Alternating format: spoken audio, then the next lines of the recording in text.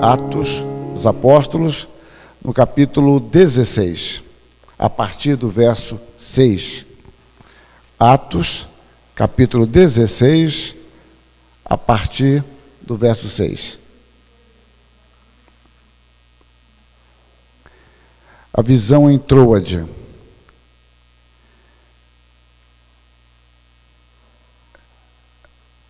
E percorrendo a região frígio-gálata, tendo sido impedidos pelo Espírito Santo de pregar a palavra na Ásia, defrontando Mísia, tentavam ir para Bitínia, mas o Espírito de Jesus não permitiu.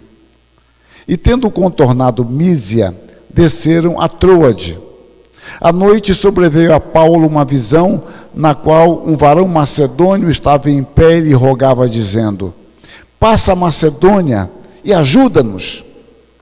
Assim que teve a visão, imediatamente procuramos partir para aquele destino, concluindo que Deus nos havia chamado para lhes anunciar o Evangelho.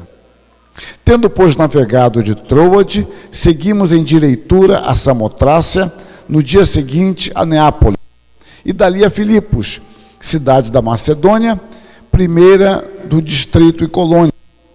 Nesta cidade permanecemos alguns dias.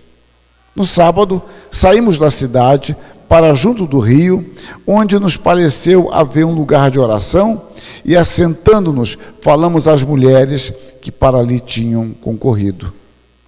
Certa mulher chamada Lídia, da cidade de Tiatira, vendedora de púrpura, temente a Deus, nos escutava. O Senhor lhe abriu o coração para atender às coisas que Paulo dizia. Depois de ser batizada, ela e toda a sua casa nos julgou, dizendo: se julgais que eu sou fiel ao Senhor, entrai em minha casa e aí ficai. E nos constrangeu a isso. Amém. O segundo texto, meus irmãos, se encontra na carta de Paulo aos Filipenses, no capítulo 1, a partir do verso 1. Filipenses, capítulo 1, a partir do primeiro verso.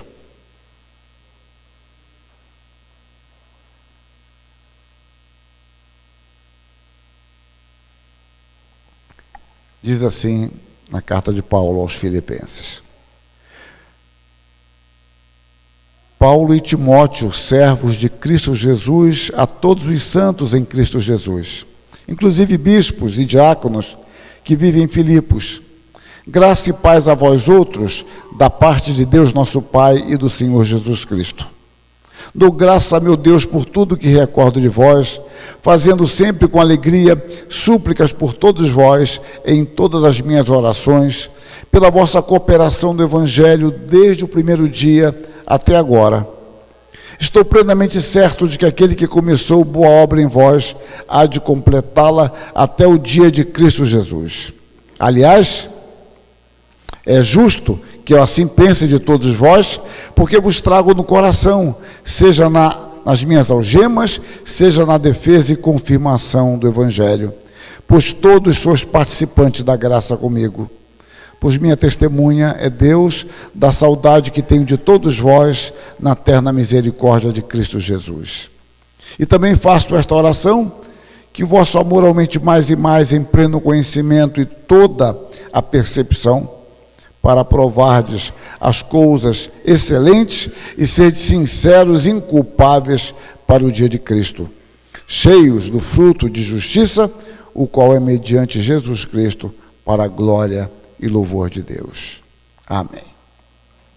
Meus irmãos, houve um período na história denominado de Idade Média, que vai, grosso modo, do século V ao século XV.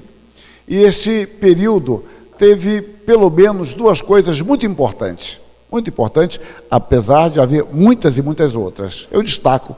A primeira delas é a criação das universidades, no sentido moderno, como conhecemos hoje. A Idade Média organizou mais de 75 universidades. Então, no final do século XV, nós já tínhamos mais de 75 universidades na Idade Média. Um outro aspecto importante é a invenção da imprensa com tipo móvel, por volta de 1440. 40. O tipo móvel já tinha sido usado pelos chineses, mas não deu muito certo com eles, e finalmente foi implementado por volta de 1440, com Gutenberg e seus amigos. Eles imprimiram a Bíblia famosa, a Bíblia de 42 linhas, não é? Ela é chamada assim porque no início ele começou essa Bíblia com 40 linhas, mas com o passar do tempo ele teve que mudar para economizar. Então colocou 2 linhas a mais, economizava papel. Então a invenção do tipo móvel foi algo de muita importância para a cultura de todos os tempos pós-período e também para o humanismo renascentista, para a reforma protestante. A reforma pôde imprimir Bíblias, pôde fazer com que as suas doutrinas se expandissem por meio de seus catecismos, confissões e credos pela Europa e por outros países, chegando até nós.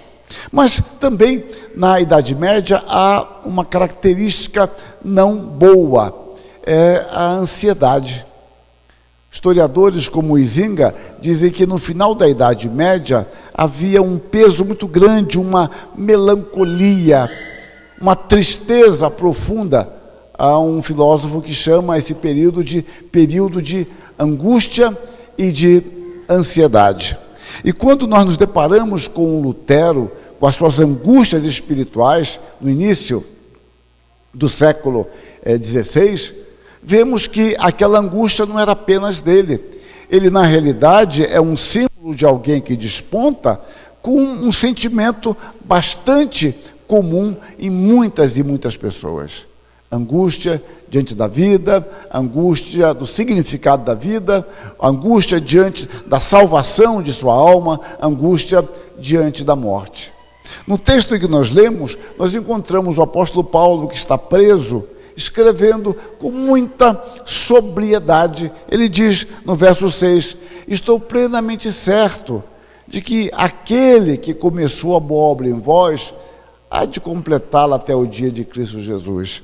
Ele está dizendo que está tranquilo quanto a isso, está em paz quanto a isso, não há nenhuma insegurança, nenhuma ansiedade, nenhuma amargura quanto à sua salvação. Eu quero expor esse texto, ou estes textos, nesta manhã, sob esta perspectiva, a boa obra da salvação. E o que nós aprendemos biblicamente, meus irmãos, dentro da boa obra da salvação, é que ela é iniciada por Deus. Paulo diz, estou plenamente certo de que aquele que começou a boa obra em vós, a obra, meus irmãos, ela é de Deus. Paulo está convicto quanto a isso, e quando ele olha o surgimento da igreja, como foi que ele esteve em Filipos pregando, passou aquele tempo com aqueles irmãos, como ele chegou até ali, ele não tem dúvida alguma que a obra é de Deus. Deus direcionou o seu caminho para chegar ali. E mais ainda, meus irmãos, Paulo sabe que somente Deus pode aplicar a palavra aos nossos corações. Nós podemos falar, como eu faço agora, externamente, mas eu não posso aplicar a palavra ao coração de vocês. Eu posso ler a palavra, posso entender formalmente a palavra, mas somente o Espírito Santo abre o meu coração para entender esta palavra.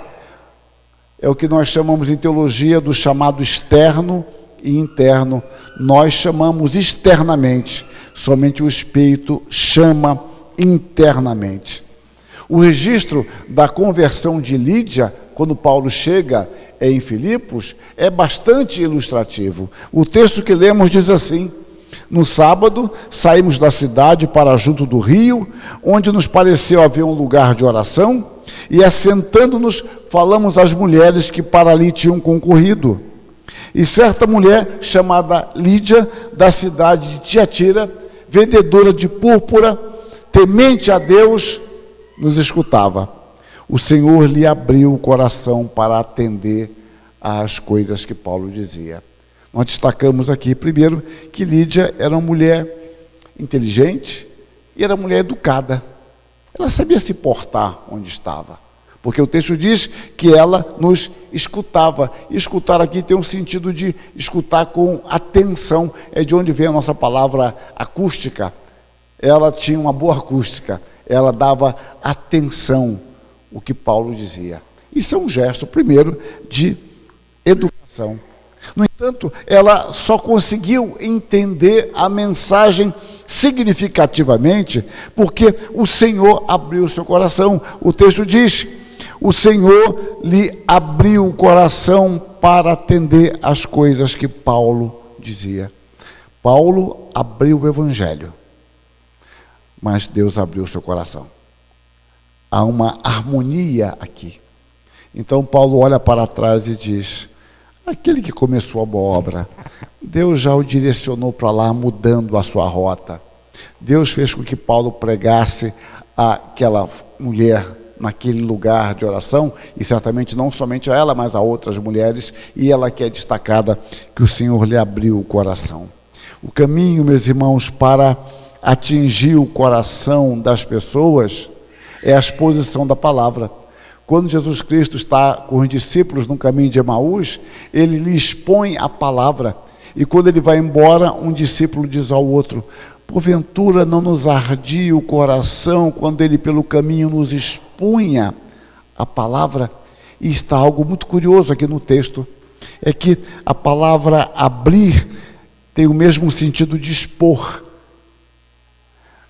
Ou seja, o Senhor abriu o coração para que eles entendessem a exposição da palavra. O que compete a nós é expor a palavra, e Deus abrirá o coração. É Deus quem abre o entendimento para que os discípulos vejam, compreendam agora tudo que está escrito a respeito dele na lei, no Salmo, nos profetas. Eles entenderam agora, tinham um contato intenso com isso, mas não entendiam salvadoramente. A obra, meus irmãos, é sempre de Deus. A fé é um dom de Deus. Pela graça sois salvos, mediante a fé. Isso não vem de vós, é dom de Deus. Um outro aspecto muito importante, meus irmãos, é que esta boa obra da salvação é pela graça. No verso 2, Paulo diz, aqui de Filipenses: graça e paz a vós outros, da parte de Deus, nosso Pai, e do Senhor Jesus Cristo. É uma saudação muito comum a Paulo, graça e paz. Graça e paz, uma vez ou outra ele introduz a palavra misericórdia. Mas ele nunca inverte esta ordem. Para que haja paz, é preciso que haja a graça. Lutero entendia que aqui, nessas duas palavras, embora não seja comentando esse texto, ele comenta Gálatas 1:3, ele vai dizer que nessas duas palavras nós temos a essência do Evangelho. E ele tem razão.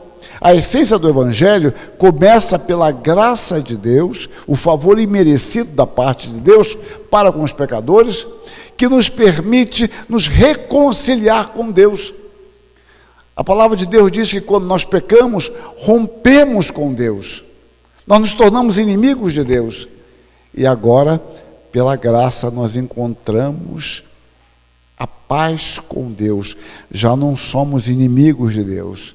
Nós somos reconciliados. Então, a essência está aqui. E a boa obra é esta mesma. O apóstolo Paulo diz que passou muito tempo pregando o Evangelho da graça de Deus. Ele diz isso aos presbíteros em Mileto, quando se despede daqueles presbíteros de Éfeso. Eu passei anunciando o Evangelho da graça. Hebreus chama o Espírito Santo de Espírito da graça. Por quê? Porque é o Espírito Santo quem aplica a obra de Cristo em nossos corações. A obra de Cristo, se não for aplicada em nosso coração, ela não terá nenhum valor objetivo para nós. É uma obra completa, mas não terá um valor subjetivo em nosso coração, se o Espírito Santo não aplicar. O Espírito Santo, ele depende essencialmente da obra de Cristo. E a obra de Cristo carece da aplicação por parte do Espírito Santo. É por isso que a Trindade toda está comprometida com a nossa salvação. Eu tenho observado há alguns anos, assim, apenas empiricamente, as embalagens, né? Eu faço muitas compras pela internet e já comprei televisão, geladeira, computador, livros, perfume, o que seja. Então, tem essa prática que me faz a vida muito mais fácil. né? Claro, tem uns riscos de cartões clonados, coisas assim, mas eu quero ilustrar não isso, eu quero ilustrar sobre as embalagens. Eu fico observando como as embalagens evoluíram. Eu me lembro que no início dos anos 80 eu importava alguns livros e vinham com embalagens que eu nunca tinha visto. Embalagens que vinha espuma, outras com plástico de bolha dentro. Era uma coisa que eu guardei muito tempo, até umas delas eu tenho até hoje usando como envelopes. E depois no Brasil também fomos sofisticando, porque intensificou-se bastante esse tipo de compras. Eu fico observando uma televisão, né, algo tão delicado, uma tela tão sensível, e aquilo vem perfeitamente empacotado, protegido. Quando vocês se mudam, não sei se alguém já se mudou de residência, dos grandes dramas é como levar o móvel. Se for Casa Bahia, Bartira, joga fora, não adianta. Quando for remontar, está tudo estragado. Não adianta mais. Qualquer móvel desmontou, montou, não é a mesma coisa. E se for aqueles móveis que você assoprar e dissolve, então não adianta. É melhor deixar dar para alguém e pronto. Mas é uma questão, levar as louças. É que vocês não têm mais isso hoje, mas os avós de vocês têm as cristaleiras. Como é que leva os cristais? Né? Eu não estou nem para cristal, estou aí para meus livros. Como é que leva os meus livros? O livro não estraga tão fácil, mas é muito pesado. Mas as embalagens, impressionante. E mesmo assim, no caminhão quebra-se alguma coisa. Vocês podem observar. Não é bem no caminhão, na remontagem, chama alguém, é um problema. Mas as embalagens, hoje, tirando essa questão de montagem, são muito bem feitas. Eu aplico isso ao Espírito Santo, ao Pai e ao Filho. Eu digo o seguinte, que a nossa salvação, ela é garantida pela presença da Trindade. Quem cuida de nós não é o Pai, nem o Filho, nem o Espírito Santo, são os três. Os três nos envolvem. É Ele que com amor eterno nos ama e nos atrai. É Ele que nos capacita a perseverar. É Ele que nos leva ao crescimento. Ele nos cerca de todos os lados. Ele nos protege. No Salmo 32, nós vemos que a misericórdia de Deus nos assiste, e a ideia de assistir é estar à nossa volta. Deus nos protege. A salvação, meus irmãos, ela envolve a graça e envolve também a fé. E essa salvação, ela é obra de Deus, ela é totalmente garantida por Deus. E mais ainda, esta boa obra da salvação é completada por Cristo. Estou plenamente certo de que aquele que começou a boa obra há de completá-la. É possível que vocês já tenham tido algum projeto, grande ou pequeno, e que não deu certo. Às vezes coisas diárias, né? A senhora fala assim, eu vou cuidar desse jardim essa semana, tirar as folhas desse jardim. E passa uma semana, passa duas, passa três, e não tem tempo. Aí alguém fala, ô mãe, ou o marido fala, querida, você não ia mexer nesses dias? Olha, não tive tempo. Uma coisa e outra, sempre uma coisa diferente. Bom, um dia você tira. Há projetos maiores que você pode ter, daqui a um ano eu quero fazer isso. Chega janeiro, este ano eu vou emagrecer 10 quilos. Né? Nessa década, nesse século. Então, você começa a refazer os seus planos. Uma vez eu queria escrever um texto e acumulei livros lá ao lado da minha estante. Depois de 10 anos, eu fiquei macho, falei, não consigo resolver isso. Vou guardar os livros. Guardei os livros. Projetos fracassados. Então você tem grandes projetos, pequenos projetos, e todos nós, até eu tinha um dia de trabalho, hoje eu quero fazer isso, e à noite eu vou atualizar, que na noite você está cansado, vai dormir. Então, falta de projetos, ou falta de empreendimentos da nossa parte, falta de planejamento melhor, leva a certas frustrações, e nós convivemos com isso, com pequenas coisas e grandes coisas, e você olha para trás, até ri, né? Fala, hoje eu queria fazer tanta coisa, mas de manhã faltou energia. Pronto. Esses dias atrás, em Maringá, eu fiquei 20 horas sem energia. Aquela tempestade que houve, não sei se afetou aqui, 20 horas sem energia. A gente não sabe o que fazer. É muito interessante. Você está tão acostumado a usar energia que sem computador você não trabalha. Pode ler, mas parece que tem que estar ligado o computador. Acender a lâmpada, não dá. Abre a janela, mas olha, nós nos acostumamos com isso. Mas, meus irmãos, quando nós falamos da obra de Deus, não há frustração, não há impedimento, não há obstáculo.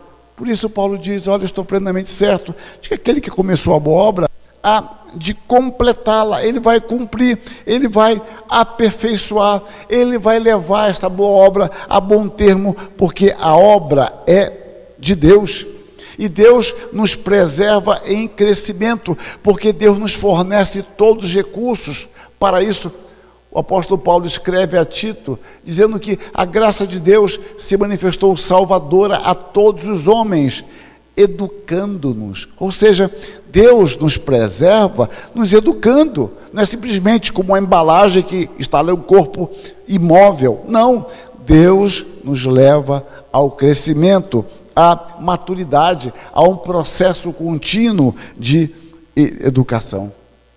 E o texto, meus irmãos, mais completo sobre isso, é tão conhecido nosso, é o texto de Romanos 8, 29 e 30, que nos fala de eternidade a eternidade. O texto diz que, portanto, aos que de antemão conheceu, Paulo está falando de eternidade, ele diz que Deus já nos conhecia na eternidade. Antes de nos criar, Deus nos conhecia. E o sentido de conhecimento de Deus, ou da parte de Deus, envolve, em geral, uma relação íntima de afeto. Deus conhece o caminho dos justos, e o do ímpio perecerá. Naquele dia os falsos mestres vão dizer, Senhor, em teu nome fizemos milagres, sinais. Eu nunca vos conheci. O Senhor conhece os que lhe pertencem. A ideia de conhecer é de se relacionar. Então Deus já nos amava na eternidade. E Paulo diz que aqueles que de antemão ele conheceu, também os predestinou na eternidade para serem conforme a imagem de seu Filho. O grande alvo de Deus é produzir em nós o caráter semelhante ao caráter de Cristo, ao nosso irmão mais velho, para sermos conforme a Ele. Bom, Paulo fala de eternidade, e depois ele vai entrar no tempo. Aos que de antemão conheceu, também os predestinou, para serem conforme a imagem de seu Filho, para que ele seja o primogênito entre muitos irmãos. E agora, ele vai começar a aplicar isso. E aos que predestinou, a estes também chamou. Deus que nos escolhe na eternidade, nos chama na história. Paulo foi um instrumento para pregar para Lídia. E agora o Espírito a convenceu da veracidade da sua palavra. Deus predestina, Deus chama e diz, e aos que Deus chamou, a esses também justificou. Justificar significa o quê? Nós somos declarados justos. É o versículo 2 que lemos. Graça e paz. Pela graça, pela obra de Cristo, nós somos declarados justos e agora estamos em paz com Deus. Então Paulo sai da eternidade, entra no tempo e ele continua. E aos que justificou, a esses também glorificou. Paulo volta à eternidade futura. Deus conhece, predestina, chama, justifica. E agora, Deus glorifica. Aquele que começou a boa obra em vós, há de completá-la até o dia de Cristo. Só que é um detalhe. Paulo, quando fala de glorificou, ele está se referindo ao futuro. Mas ele coloca no passado. A glorificação é no futuro. É o que Paulo fala em Filipenses, do dia de Cristo. Mas Paulo pode trabalhar com o futuro como sendo o passado, porque se Deus prometeu, ele vai cumprir. Ou seja, Deus cumpre a sua obra. Como diz aquele hino 316, não é? Os seus intentos cumpre Deus. Deus sempre cumpre o seu propósito. Deus realiza a sua obra de acordo com os seus planos. Então, meus irmãos, a garantia era tão certa de Paulo, a certeza era tão tranquila para ele, que ele pode dizer que a obra de Deus sempre se consumará, porque Deus cumpre o seu propósito. Estou plenamente certo de que aquele que começou a boa obra há de completá-la. E esta é a nossa certeza em Cristo Jesus. Concluindo, então, nós rapidamente destacamos alguns pontos. Quais devem ser as nossas atitudes quanto a isso? A primeira atitude que eu destaco é a atitude de ação de graças. Quando você pega o verso 3 de Filipenses, ele diz: dou graça, meu Deus, por tudo o que recordo de vós. Vamos agradecer a Deus pelos nossos irmãos, porque Deus amou a sua igreja, e Deus tem chamado o seu povo, Deus tem justificado, Deus tem preservado a sua igreja. Oremos uns pelos outros, agradeçamos a Deus por isso. Uma outra atitude, meus irmãos, está no verso 4, é uma atitude de intercessão. Ele diz aqui: fazendo sempre com alegria súplicas por todos vós em todas as minhas orações. Como é importante nós intercedermos uns pelos outros. É uma luta muitas vezes a intercessão, porque nós temos que sair dos nossos interesses mais imediatos, e os nossos interesses imediatos maiores são meus. E agora nós aprendemos biblicamente a lembrar de nossos irmãos que lutam também, que estão sujeitos às dificuldades, a tentações, orar uns pelos outros. E sem que nós percebamos, Deus nos tem sustentado, atendendo às orações também de nossos irmãos. Mas devemos ter uma atitude de proclamação do Evangelho. No verso 5 ele diz: pela vossa cooperação no Evangelho, desde o primeiro dia até agora. Bom, a igreja perseverou no Evangelho desde o primeiro dia até agora, porque essa igreja ouviu o Evangelho. Se ela não tivesse ouvido o Evangelho, ela não teria nem conhecido o Evangelho. Como é que ela ia perseverar nisso? Então, o estímulo para nós é para que nós anunciemos o Evangelho, como Paulo escreve aos Romanos. Como, porém, invocarão aquele em que não creram? E como crerão naquele de que nada ouviram? E como ouvirão se não há quem pregue? Repara a ideia de ouvir, a mesma expressão usada para Lídia. Ela nos ouvia. Então, Paulo é um instrumento de Deus, foi como também nós somos. E uma última atitude que eu destaco aqui, meus irmãos, é a atitude de alegria jubilante no Senhor. A certeza de que nós podemos estar em paz em relação à obra de Deus em nós. Judas, ele conclui a sua carta dizendo: ora, aquele que é poderoso para vos guardar de tropeços e para vos apresentar com exultação, imaculados diante da sua glória, ao único Deus, nosso Salvador, mediante Jesus Cristo, Senhor nosso, glória, majestade, império e soberania antes de todas as eras, e agora por todos os séculos. Deus é poderoso para guardar de tropeços a cada um de nós. E assim Deus vem realizando a sua obra. Deus nos amava, como nós cantamos: amavas-me, Senhor, ainda cintilante, não irromper ao céu ao mando do Criador. Esse Deus nos chamou eficazmente, como nós cantamos, ouvi o Salvador dizer: vem descansar em mim. E esse Deus realizará a sua obra até o final, porque os intentos de Deus são realizados por Ele.